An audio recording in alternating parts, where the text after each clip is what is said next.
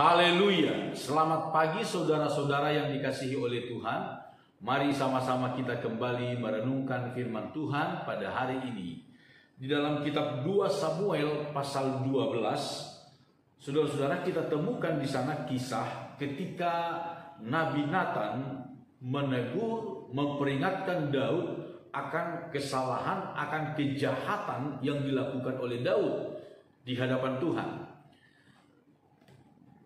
Dalam kisah ini kita melihat, saudara-saudara, pada pasal sebelumnya Raja Daud mengambil Batsheba menjadi istrinya, sementara suami dari Batsheba yaitu Uria dibunuh oleh Daud secara tidak langsung, disuruh maju ke medan pertempuran yang paling sengit, lalu kemudian dia ditinggal oleh teman-temannya. Otomatis dia mati terbunuh dalam pertempuran itu. Tetapi itu adalah sesuatu kejahatan di mata Tuhan. Dan Tuhan mengutus hambanya Nabi Nathan untuk memperingatkan Daud, untuk menegur Daud atas kejahatannya.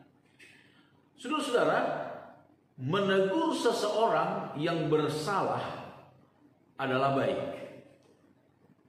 Menegur, mengingatkan seseorang yang melakukan kesalahan, apalagi dia adalah seorang yang sebelumnya kita tahu dia adalah seorang yang sangat baik, seorang yang sangat takut kepada Tuhan, lalu tiba-tiba dia melakukan satu perbuatan yang jahat, lalu kita melihat hal itu, tentu saja kita patut untuk menegur, mengingatkan dia.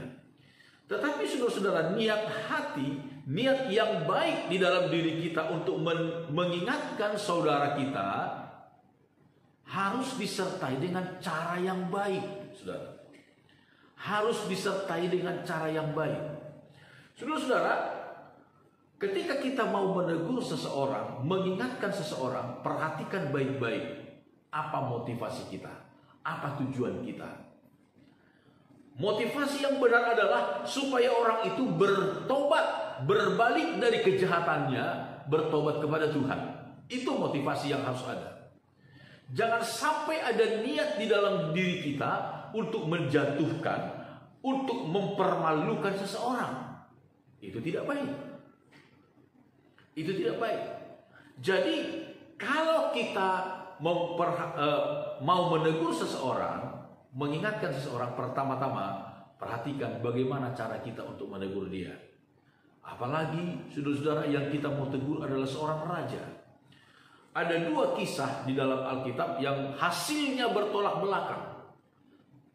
Seorang hamba Tuhan, satu hamba Tuhan menegur raja dalam dua kisah yang berbeda, hasilnya sangat bertolak belakang. Yang pertama adalah dalam kitab 2 Samuel pasal 12 ini. Ayat 1 dikatakan, Tuhan mengutus Nathan kepada Daud. Ia datang kepada Daud dan berkata kepadanya, ada dua orang dalam satu kota, yang seorang kaya, yang lain miskin.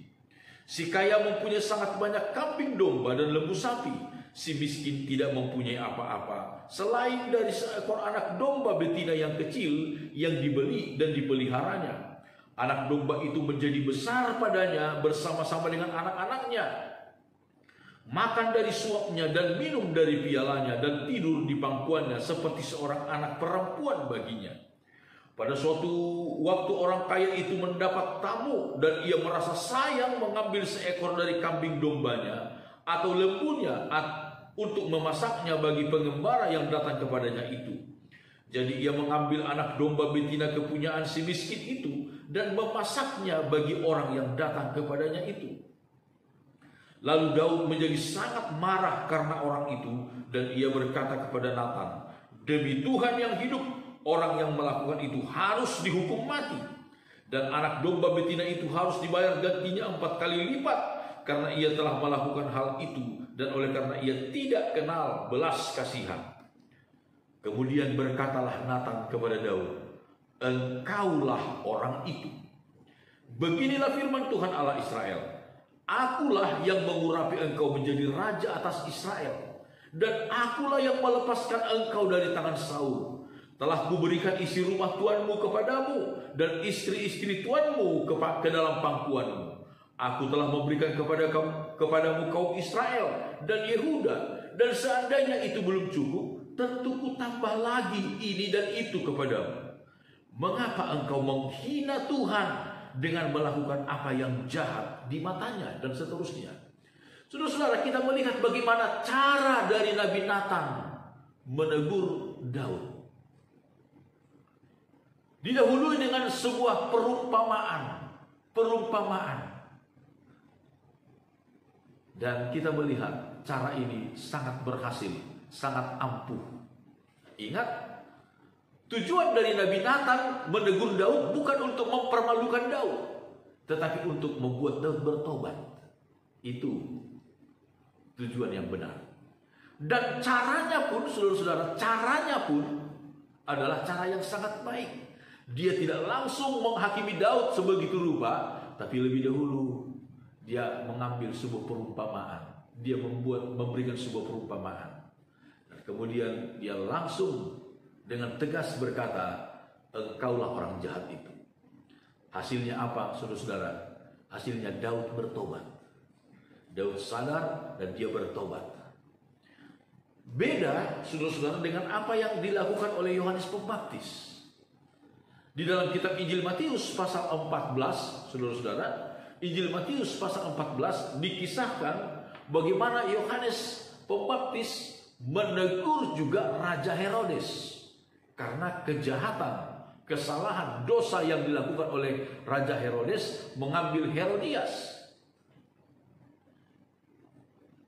Ayat 1 Matius 14, pada masa itu, atau saya baca ayat 3, sebab memang Herodes telah menyuruh menangkap Yohanes, membelenggunya dan memenjarakannya berhubung dengan peristiwa Herodias, istri Filipus saudaranya. Karena Yohanes pernah menegurnya, katanya, tidak halal engkau mengambil Herodias. Herodes ingin membunuhnya, tetapi ia takut akan orang banyak yang memandang Yohanes sebagai nabi. Saudara-saudara, Yohanes Pembaptis memiliki niat yang baik, memiliki motivasi yang baik untuk menegur Herodes, supaya Herodes bertobat dari kejahatannya. Niatnya sangat baik, motivasinya sangat baik, tetapi sayangnya caranya kurang tepat. Caranya kurang tepat. Dan hasilnya apa yang terjadi, saudara-saudara?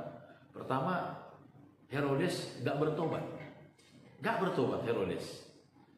Yang kedua, kemudian Yohanes masuk ke dalam penjara. Bahkan pada akhirnya kita tahu, akhirnya ceritanya dia dibunuh oleh Herodes, oleh Herodias. Saudara-saudara, niat di dalam hati kita untuk mengingatkan orang lain, menegur seseorang, itu baik. Itu baik. Tetapi pertama-tama perhatikan, pastikan bahwa motivasi kita adalah supaya orang itu bertobat, bukan untuk menjatuhkan, bukan untuk mempermalukannya. Itu satu.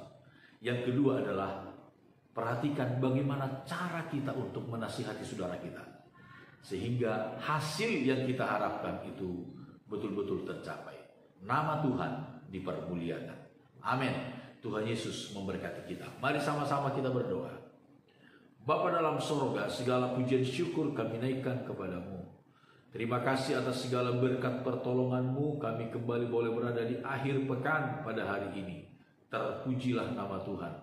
Tuhan berkati setiap umat-umatmu dalam segala aktivitas pekerjaan usaha di sepanjang hari ini. Tolong bimbing kami, Tuhan, lindungi kami dalam segala hal. Terpujilah nama Tuhan. Di dalam nama Tuhan Yesus Kristus kami berdoa. Haleluya. Amin. Selamat pagi saudara-saudara. Immanuel.